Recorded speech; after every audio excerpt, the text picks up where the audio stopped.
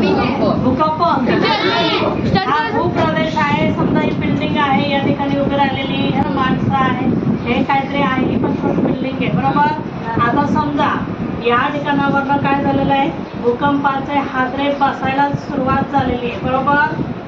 समजा जर या ठिकाणी हे भूपट्ट जे आहे हे समजा सरकलं है ना, सरकलं काय होणार, भूकंप होणार आहे बरोबर. म्हणजे वरचा जो भाग आहे तो काय होतो, कळलं.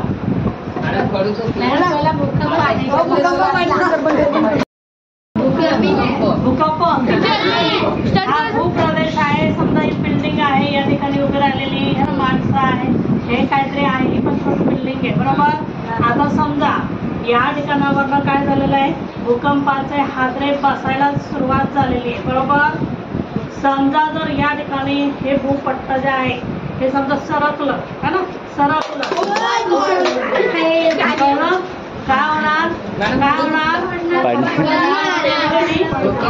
भूकंप होणार आहे बरोबर. म्हणजे वरचा जो भाग आहे तो काय होतो, कळलं.